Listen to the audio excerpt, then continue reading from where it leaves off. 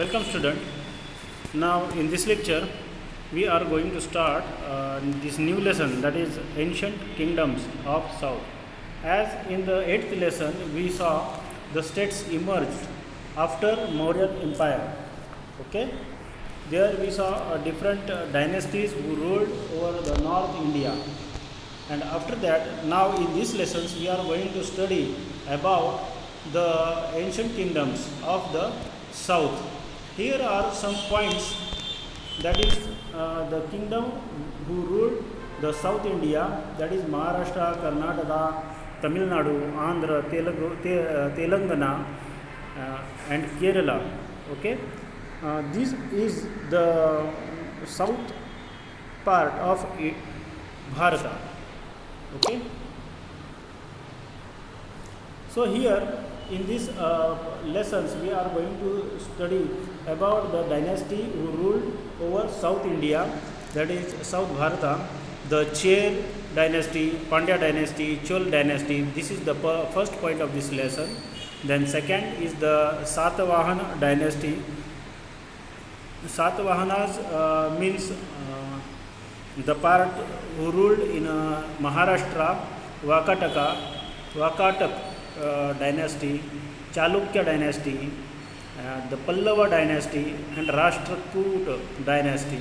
These are the some prominent ruler from South India at ancient period. So in this picture we come to know about the rulers of the South India, that is Satavahana Satavahan in Maharashtra, Rashtrakoot in Maharashtra, Vakatak in also Maharashtra, Chalukya who ruled over Karnataka and Andhra, and Pallava in Tamil Nadu, Chair in Kerala and Pandya in Tamil Nadu, South Tamil Nadu. Okay, these are the prominent ruler or kingdoms or dynasty of the South India at ancient period of time. Okay, let us continue with these lessons while reading.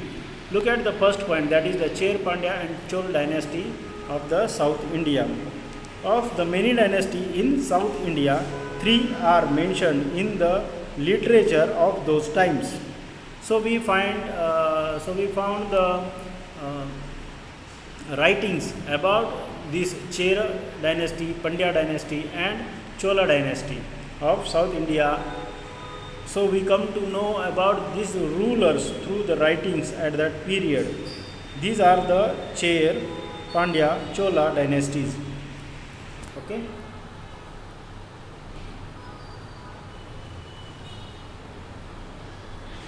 Next point. Look at this page.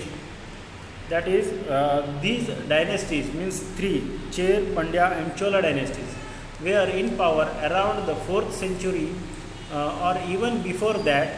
They find the mention in the Ramayana and Mahabharata epics. So they ruled over South India from the period of Ramayana, means near about more than 10,000 years. More than 10,000 years. Okay. So here we found the evidences in Ramayana also and in Mahabharata also. The period between the Ramayana and Mahabharata is near about the 5,000 years we can consider, and after that also after 5,000 years also we found the evidences of these South Indian rulers. Okay, the literature at that period is considered as a Sangam literature. Sangam literature means the Tamil literature. This is very important point, so underline it. Okay, because Tamil literature is considered as a Sangam literature, in which this literature is basically belongs to the Tamil language. Tamil is one of the ancient language as a parallel to the Sanskrit language. Okay, in the inscriptions of the Maurya Emperor Ashoka, the periplus of the Erythraean Sea, Mujiris, is mentioned as an important port on the coast of Kerala. So the periplus of the Erythraean Sea and Mujiris, who mention the important port uh, from Kerala. This part was in the Chair Kingdom and was major center for the export of spices, pearls, precious stones, etc. So at the ancient period, we having the trade relations with the different parts of the world, and basically we exported the masalas, means the spices, pearls, and precious stones like हिरे माणके ज्याला आपण म्हणतो ना ते आपण export करत होतो त्या काळात. Okay.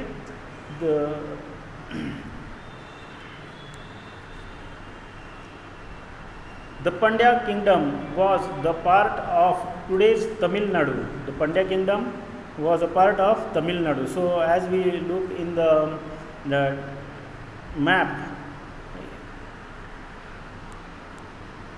Tamil Nadu, there was a great demand for their high quality pearls, मोती ज्याला म्हणतात मोती, नॅचरल पद्धतीनं मोती तयार केले जातात. Okay. The capital of the kingdom was Madurai. Madurai, one of the holy place from South India, South Bharata. The ancient kingdom of the Cholas occupied the reign of Tiruchirappalli in Tamil Nadu. Okay. So the Cholas basically belongs to the Tiruchirappalli, north of Tamil Nadu, and Pandya, Madurai from the south part of the Tamil Nadu. Okay. So here we get the just this much of informations from the literature that is called as a Sangam literature. Okay. The second dynasty who ruled in South India, that is Satavahan dynasty. Basically the part of Maharashtra belongs to Satavahan dynasty. As in the north, after the decline of Maurya Empire, the local kings in Maharashtra, Andhra and Karnataka also becomes independent. They established small kingdoms of their own.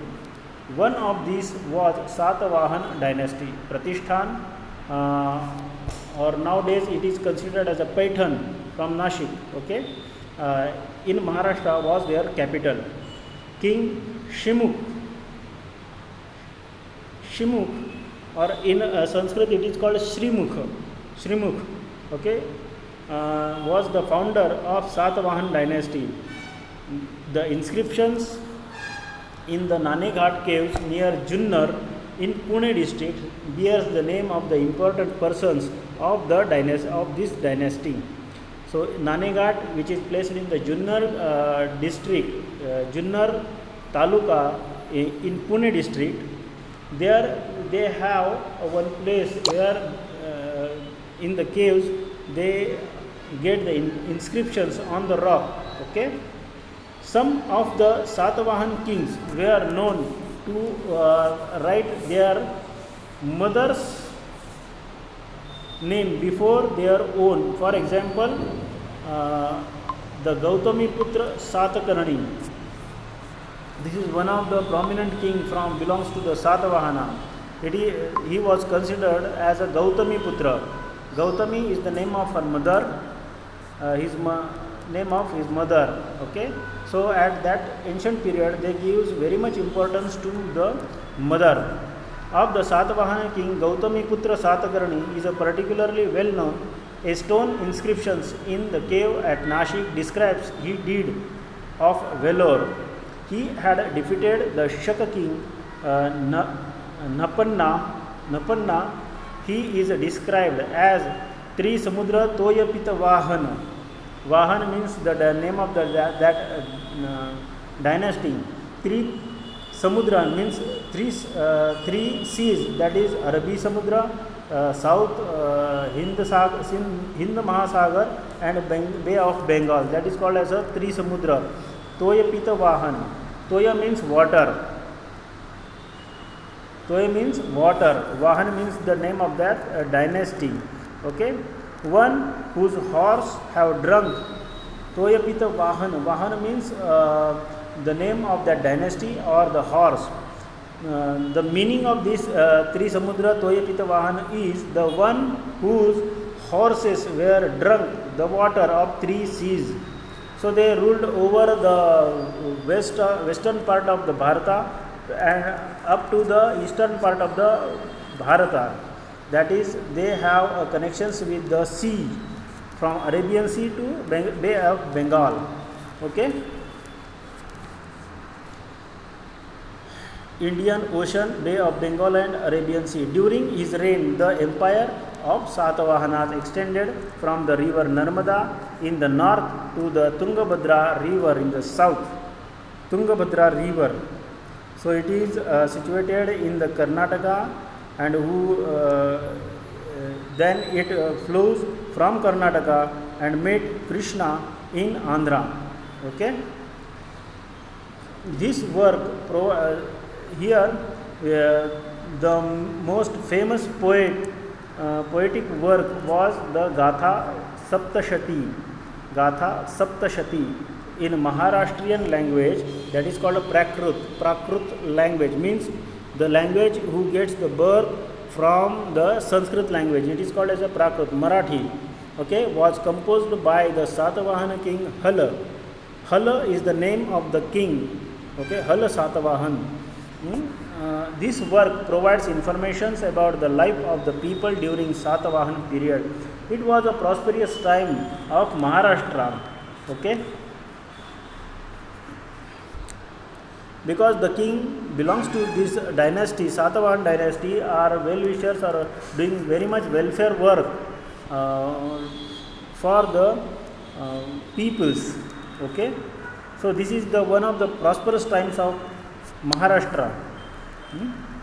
The Indian trade increased greatly during the Satavahana period. Paitan, Ter, Bhokardan, Kolhapur was recognized as an important center of trade. During this period, many artistic objects were produced in these places.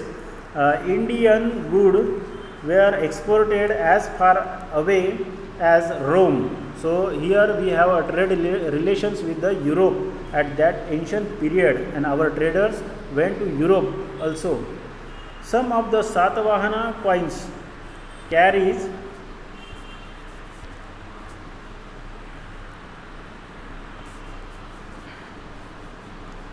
images of ship. Here is a picture of the coins.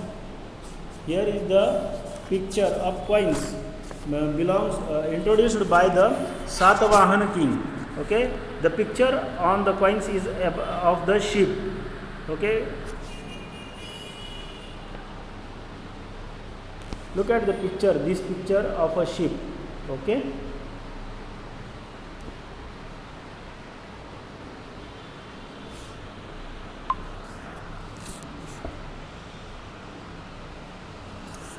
and that inscriptions were we found at Ajanta, Nashik, Karla, Bhaje, Kandheri, Junnar, etc., the different parts of Maharashtra.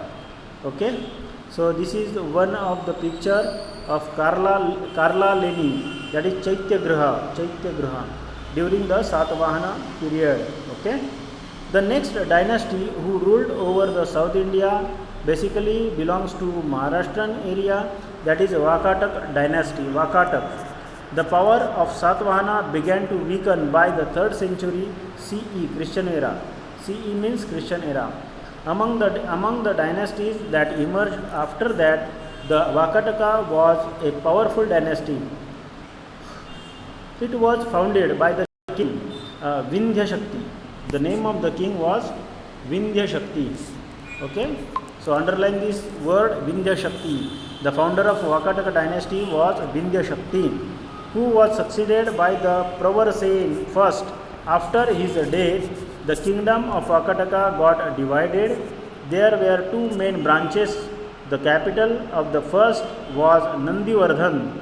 Nandivardhan means Nagpur. Nowadays it is considered as a Nagpur. The capital of the other branch was Vatsagulma. Vatsagulma means nowadays it is considered as a Washim district in Marathwada. Vidarbha. Okay, Washim. Vatsagulma. The name of ancient name of the Washim was Vatsagulma. Okay. Pravarsen first, the son of Vindhya Shakti, extended the Vakatak kingdom in the north up to Malwa region, belongs to Madhya Pradesh, and Gujarat in the south of the up to Kolhapur. At that time, Kolhapur was known as a Kuntala. The ancient name of the Kolhapur was Kuntala Gram. Okay.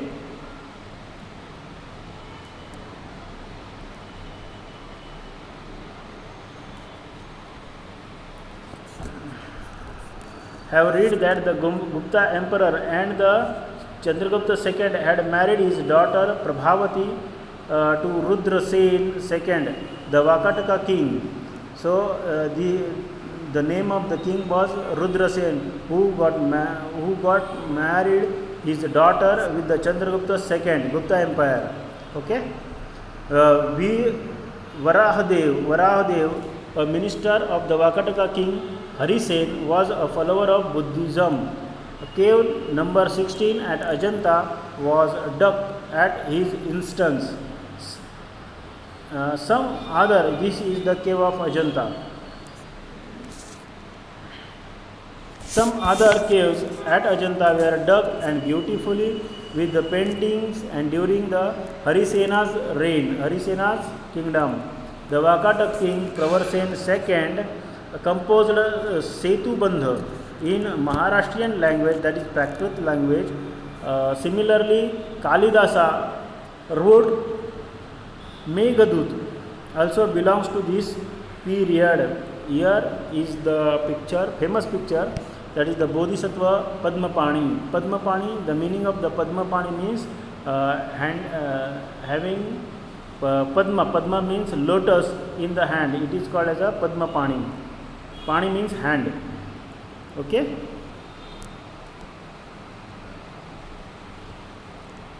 Look at this third page, 9.4. This is the another dynasty, that is Chalukya. They were basically belongs to the Karnataka region. They ruled over the South India for most of the time. The Chalukya dynasty in Karnataka was so powerful. One, kingdom of Kadamba. Nowadays it is considered as Goa. Okay, Kalachuri had becomes the powerful after the decline of the Vakataka, but the Chalukya kings established their dominance over all of them. Pulakeshi first established the rule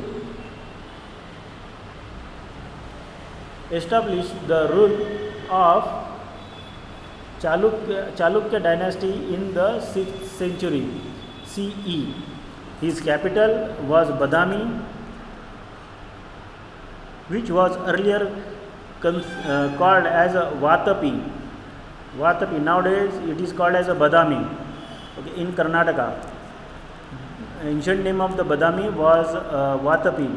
The Chalukya king Pulakeshi II had successfully repulsed Emperor Harshvardhan's invasion. Samrat Harshvardhan belongs to the Vardhan dynasty, who was defeated by this king Pulakeshi II. The famous temples at Badami, Aihole and Pattadakal were built during this Chalukya period. Here you can saw a famous temple belongs to Pattadakal. Okay.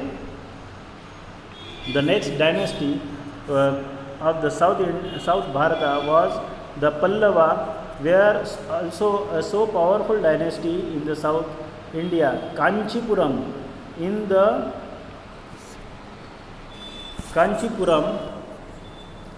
Look at this picture first. Okay, we will continue with this. This picture was at Mahabalipuram in Karnataka. We can consider it as I think it belongs to the Andhra. Okay, the Ratha temple. It is the chariot of Ratha. Okay, we consider that the Ratha belongs, or the chariot belongs to the Surya, is called as a Ratha. Okay. The Kanchipuram in Tamil Nadu was their capital.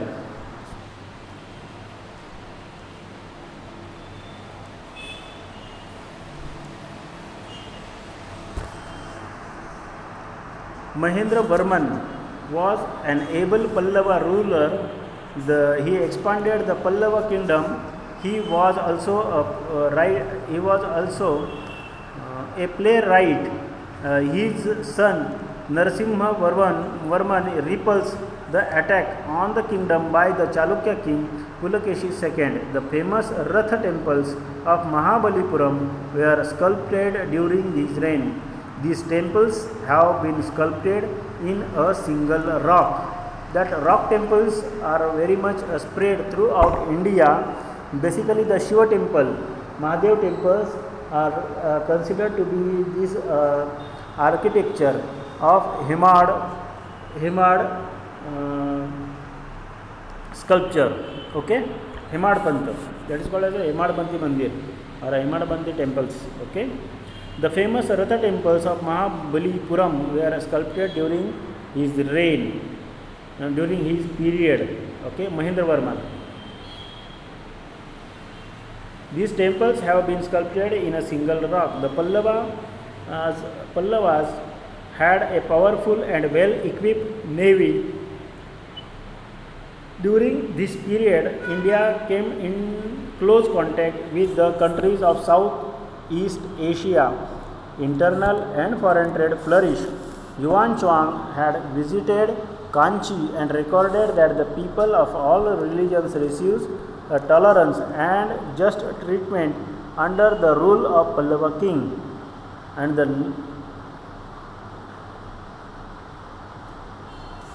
the last dynasty was who ruled over South Bharata, that is Rashtrakoot dynasty. Okay, at the height of their power, the dominion of the Rashtrakoot dynasty extended from Vindhya mountains to Kanyakumari in the south. Their power was first established in Maharashtra by King Danti Durga. The name who established Rashtrakoota dynasty was Danti Durga. Krishnaraj first had a famous Kailasa temple carved at Ellora. Up to now, we learn about the different dynasties that ruled ancient India. In the next lesson, we will review the social and cultural life in the ancient India. So, at this period, in this period, India was a very much a prosperous country and having the trade relations with all over world. Okay, so in this prosperous period of Bharata, these different dynasties, that is Vakataka, Pallava, Chola, Pandya, Cher, Rashtrakoot, Chalukya, Satavahana, who established their own kingdom, but they do the prosperous things of the people. They devoted themselves to the well-being of the common people. Okay, as we know, the Tiruchirappalli or the North Tamil Nadu belongs to the Chola dynasty. Chola dynasty, who ruled over the south or North Tamil Nadu and having a powerful navy. We also come to know about the Rajendra I. Rajendra I was the king, belongs to the Chola dynasty, who spread Hinduism all over the world. That is basically belongs to the Southeast Asian countries, that is Malaysia, Indonesia, Thailand, Cambodia, Laos, etc. And there he spread the Bharatiya culture, and nowadays we have one of the largest temple of the world, that is the Vishnu temple in Cambodia. Okay, in Cambodia.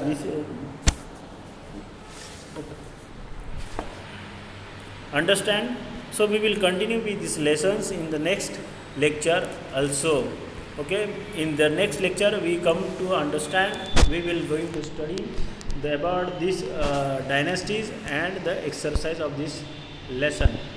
Okay, so students, basically the first questions of our homework was read this lesson and underline the important definition, important words of this lesson.